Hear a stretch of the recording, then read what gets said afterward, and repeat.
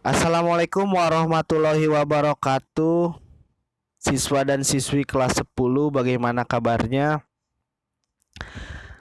Semoga kalian selalu dalam lindungan Allah Subhanahu wa taala ya, selalu dalam lindungan Tuhan Yang Maha Kuasa agar kalian bisa mengikuti kegiatan belajar mengajar.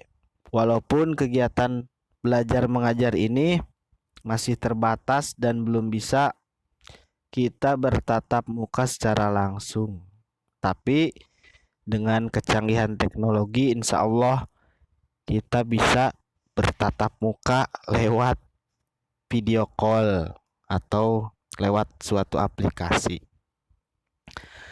Nah, kita sudah pertemuan kemarin sudah membahas mengenai ruang lingkup biologi.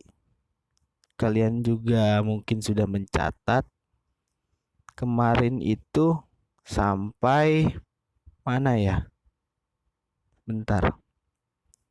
Nah, kemarin Bapak menugaskan kalau tidak salah sampai halaman 10.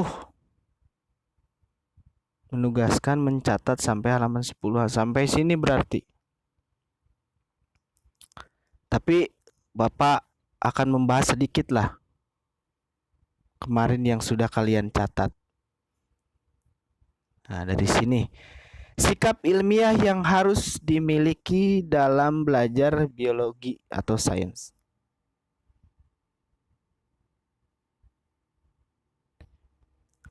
Sikap ilmiah ini sebetulnya tidak hanya harus dimiliki oleh pelajar biologi saja. Baik itu pelajar fisika, kimia, geografi, itu kalian harus memiliki sikap ilmiah. Kenapa harus memiliki sikap ilmiah? Karena sikap ini adalah sikap seorang pelajar yang mempunyai ciri pelajar tersebut, ciri orang terdidik. Karena orang terdidik itu pasti ilmiah. Nah, ada beberapa poin sikap ilmiah yang harus dimiliki oleh kalian. Yang pertama, peka dan kritis. Peka itu artinya jika seseorang melihat suatu kejadian dan orang tersebut langsung merespon kejadian tersebut, maka orang tersebut bisa dikatakan orang yang peka. Ya, kalau misalkan kita melihat suatu kejadian, terus kita merespon suatu kejadian tersebut secara sadar, oh ada sesuatu misalkan, oh ada kejadian sesuatu, berarti kalian atau kita termasuk orang yang peka itu. Peka dan kritis. Nah, kritis di sini, kritis itu sikap individu yang selalu memberikan kritik, maka itu disebut sifat kritis. Jadi kalau misalkan ada siswa yang terus memberikan kritik, berarti siswa tersebut mempunyai sifat atau mempunyai karakter kritis. Jadi kritis itu memang bisa dilatih, bisa juga memang bawaan genetik dari orang tersebut. Jadi orang itu, siswa itu misalkan terus aja mengkritik gurunya, misalkan terus aja mengkritik gurunya, terus aja misalkan mahasiswa mengkritik dosennya. Nah, berarti mahasiswa tersebut mempunyai sikap yang atau karakter yang kritis. Itu peka dan kritis. Selanjutnya, tidak percaya pada tahayul. Nah, itu ya, tahayul di Indonesia itu dibandingkan dengan negara-negara lain, banyak orang yang masih percaya tahayul. Kenapa? Karena memang kalau dibandingkan dengan negara-negara maju, Indonesia masih kalah akan pendidikannya. Kenapa? Karena orang yang tidak berpendidikan biasanya orang yang, maaf ya, percaya tahayul, banyak percaya tahayul. Jadi jika suatu daerah masih banyak yang masih percaya tahayul, maka daerah tersebut, maaf, pendidikannya masih kurang itu. Tahayul itu artinya apa sih? Tahayul itu artinya sesuatu yang bersifat hayalan. Itu tahayul. Jadi tidak ada bukti nyatanya, tidak ada bukti empirisnya. Lamun cek orang Sunda mah, cenah lamun kieu mah kejadian kieu. Kalau misalkan kejadian A, pasti kejadiannya, kalau misalkan terjadi kejadian A, nanti akan terjadi kejadian B. Nah, itu misalkan tahayul. Sebetulnya bahkan tidak ada buktinya, orang yang pernah melihat langsung ada nggak? Atau memvideo atau memfoto, tidak ada bahkan. Maka itu tahayul karena tidak ada buktinya, bukti empiris, bukti nyatanya. Nah, itu.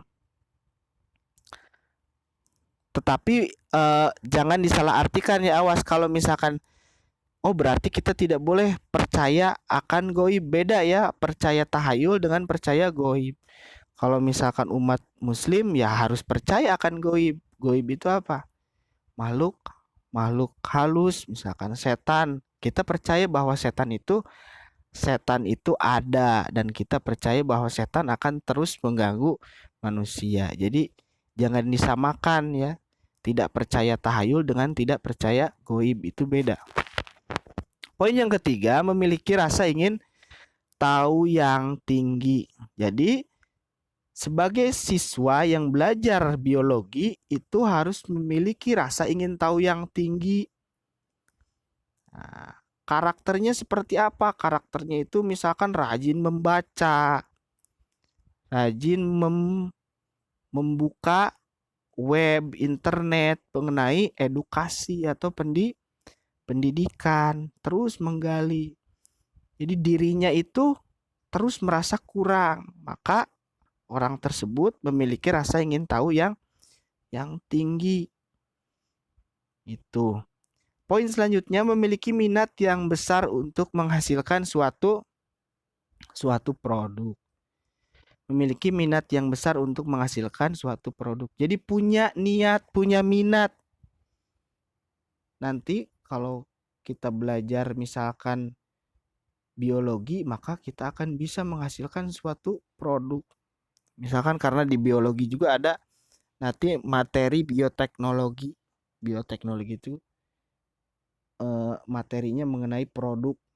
Tetapi menghasilkan di sini tidak selalu selamanya produk. Bisa teori atau hukum yang dihasilkan.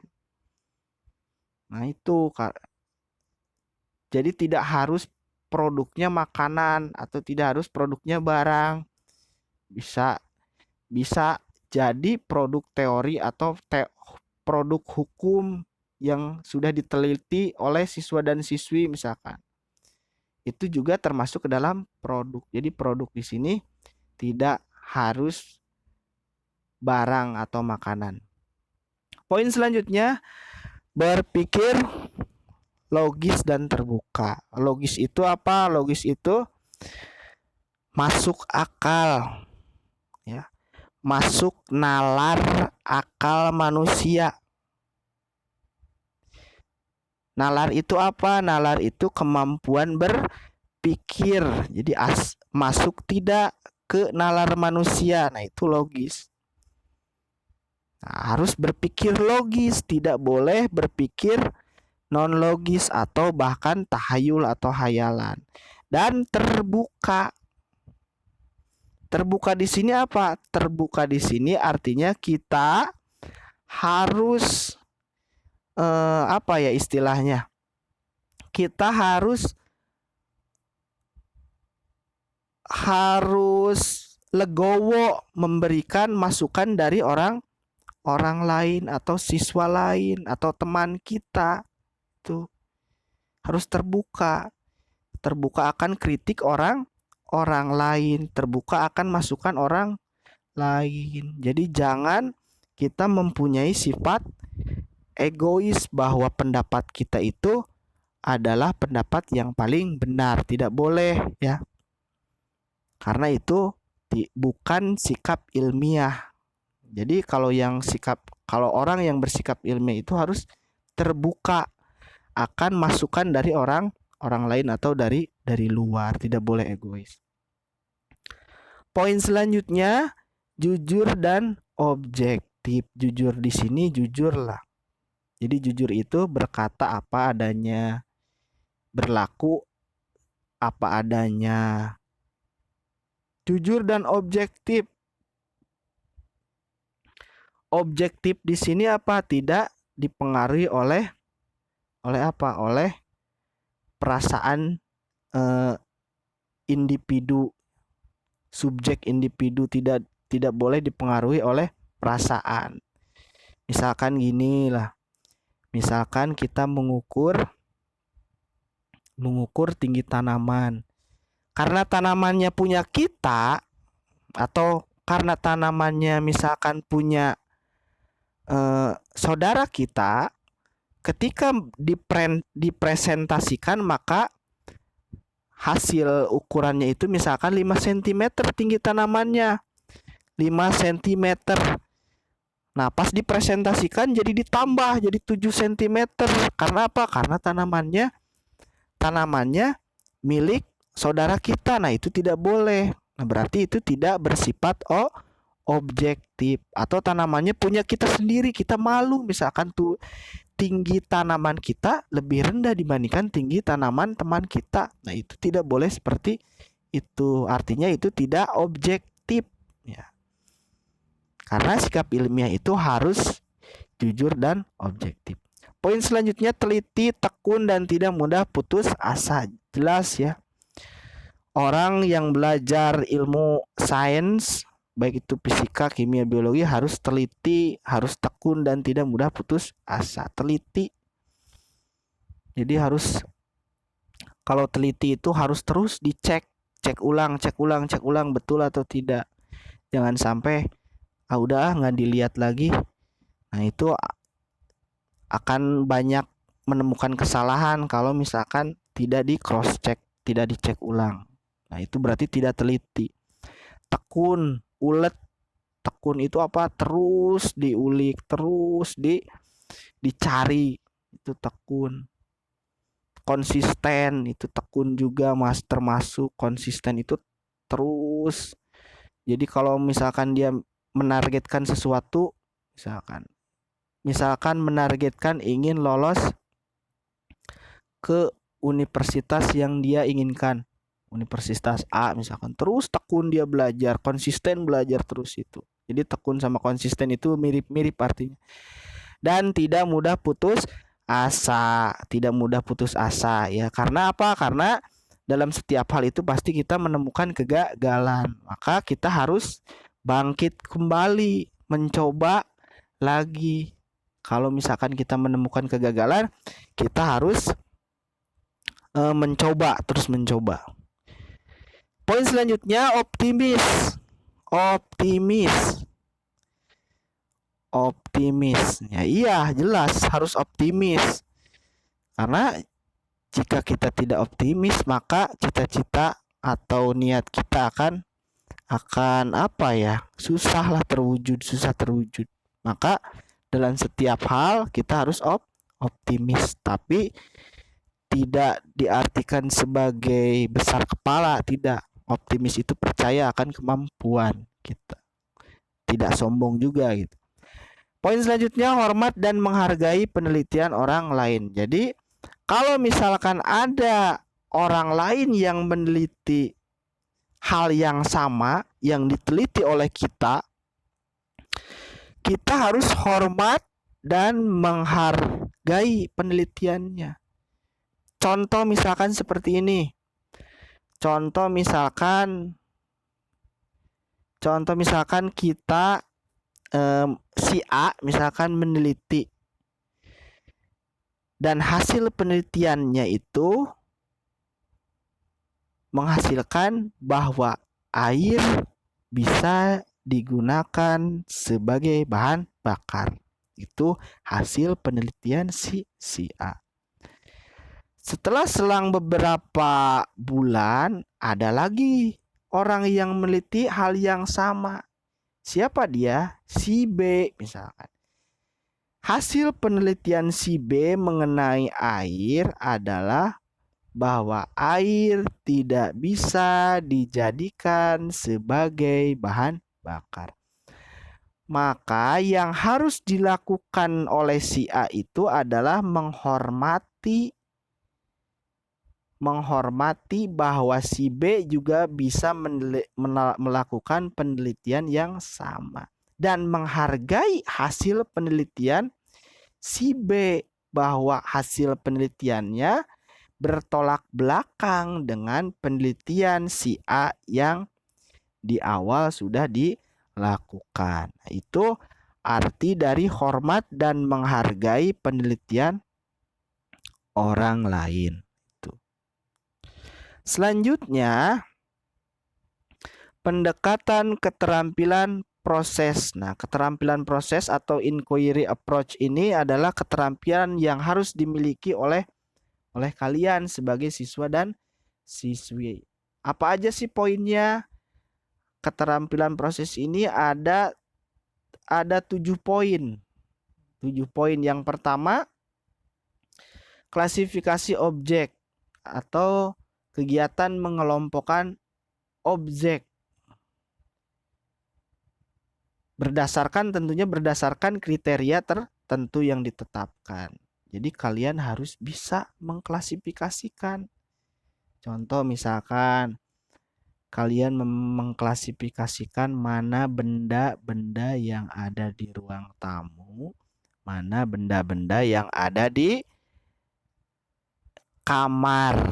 Nah, itu diklasifikasikan bisa kan? Oh, ternyata barang yang di ruang tamu itu ini, barang yang di kamar ini, barang yang di kamar bersifat pribadi, barang yang di ruang tamu bersifat umum. Nah, itu kriterianya misalkan itu. Poin yang kedua, mengajukan pertanyaan. Itu ya, kalian bisa baca sendiri. Ini kalian juga sudah mencatat, hanya Bapak mengulas sedikit. Yang ketiga, melakukan pengamatan atau observasi. Melakukan pengamatan, harus bisa melakukan pengamatan mengenai apa saja, misalkan dalam segi kehidupan. Apalagi sekarang banyak alat bantu untuk melakukan pengamatan, mulai dari panca indera kita, mulai di alat misalkan stopwatch, penggaris, termometer, neraca, higrometer, dan lain sebagainya.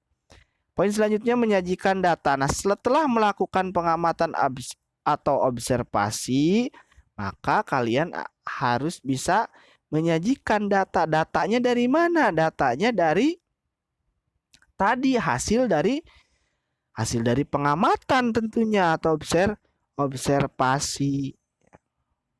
Tuh, harus disajikan datanya. Datanya bisa dalam bentuk tabel, grafik, diagram, skema, atau gambar. Poin selanjutnya, menafsirkan data. Nah, setelah menyajikan data dalam bentuk grafik atau diagram, kalian harus bisa menafsirkan grafik atau diagram tersebut. Ya, harus bisa ditafsirkan artinya siapa ini, misalkan berapa persen ininya, berapa persen itunya itu. Jadi ditafsirkan dari mana? Dari grafik atau diagram. Selanjutnya, memprediksi dan memperkirakan data, memprediksi hasil tafsiran data tadi. Poin terakhir, identifikasi variabel dalam percobaan. Itu ya. Itu 7 poin. 7 poin ya. Coba kita hitung 1 2 3. Maaf ya. 3 4 5 4 5 6 7 7 poin. Itu keterampilan proses atau inquiry approach yang harus kalian kuasai. Nah, selanjutnya materi selanjutnya mengenai metode ilmiah ini berkaitan langsung dengan tadi keterampilan proses. Metode ilmiah. Metode itu cara yang sistematis untuk memecahkan masalah. Karena kita orang terdidik, orang akademisi itu orang yang sekolah, orang yang terdidik, maka dalam memecahkan suatu masalah itu harus menggunakan cara tertentu. Jadi jangan gerasak gerusuk, apalagi memecahkan masalah atau misalkan memecahkan masalah dengan kekerasan, itu tidak boleh, malah akan menambah masalah dan malah akan menjadi musibah ya itu. Nah, langkah-langkah dari metode ilmiah itu yang pertama menemukan dan merumuskan masalah. Kalian harus bisa merumuskan. Oh, dirumuskan ya masalah teh. Dirumuskan masalah A, B, C, D terus diruntut. Oh, masalah rumusan masalahnya apa sih? Ditulis rumusannya.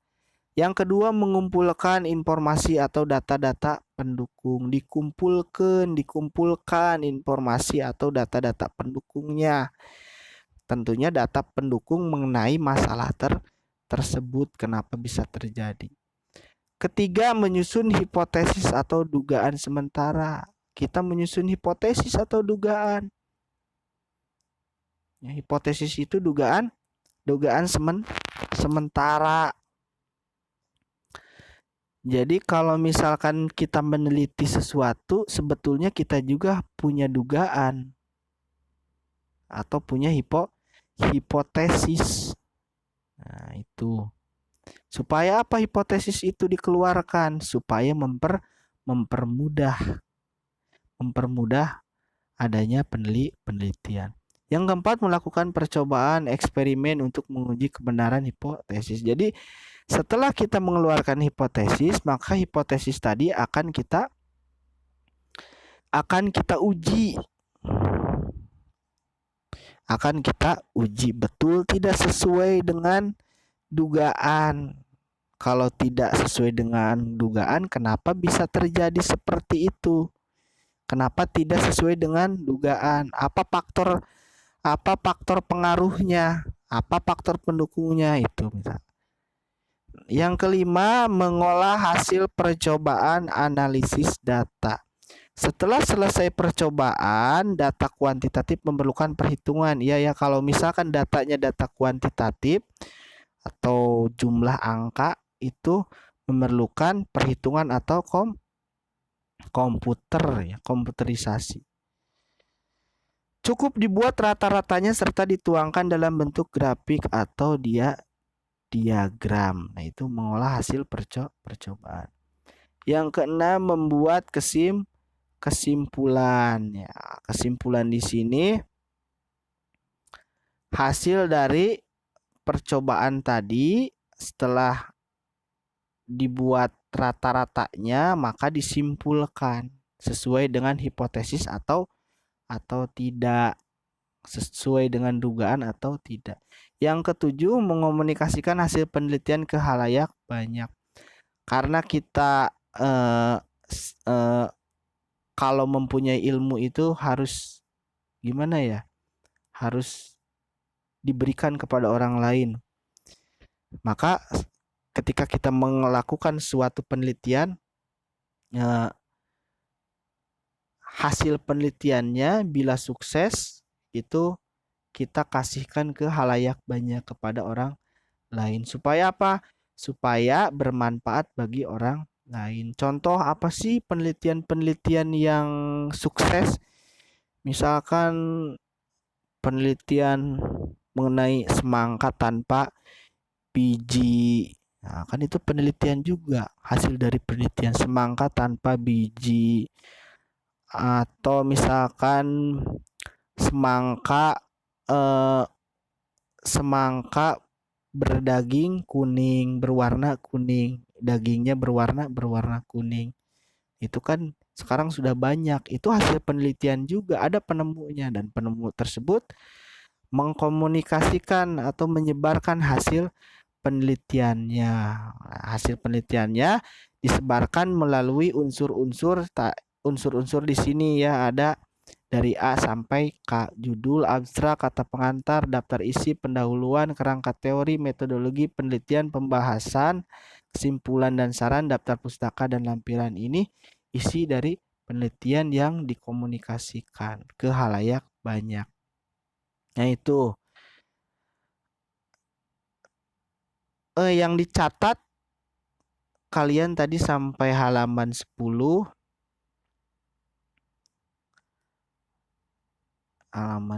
Tapi Bapak menjelaskan sedikit ditambah sampai halaman atau slide 14 ya. Kalian terus belajar di rumah, terus menggali wawasan dengan membaca atau browsing internet, karena sekarang zamannya zaman canggih, tinggal klik informasi bisa didapatkan ya. Nah, jadi selain dari guru, kalian juga harus belajar lebih dewasa, menggali sendiri membaca buku. Karena kalian tentunya sudah bukan anak SMP lagi atau bukan anak MTS lagi, kalian sudah kelas 10, apalagi kalian kelasnya kelas MIPA. Orang-orang MIPA itu harus, bukan orang MIPA saja, mau baik MIPA maupun IPS harus rajin membaca ya. Harus rajin membaca, karena dengan rajin membaca maka wawasan akan semakin bertambah. Dan wawasan, jika seseorang mempunyai wawasan yang luas, maka orang tersebut tidak akan kesulitan dalam kehidupannya. Itu kalian pahami apa yang disampaikan. Mohon maaf masih banyak kekurangan dari segi penyampaian Bapak. Kedepannya pertemuan kedepannya Bapak akan terus memperbaiki mengenai metode pembelajaran atau model pembelajaran yang Bapak ajarkan. Semoga kalian di rumah terus membaca dan terus memahami materi yang telah Bapak sampaikan. Untuk pertemuan sekarang sekian. Wabillahi taufik wal hidayah. Wassalamualaikum warahmatullahi wabarakatuh.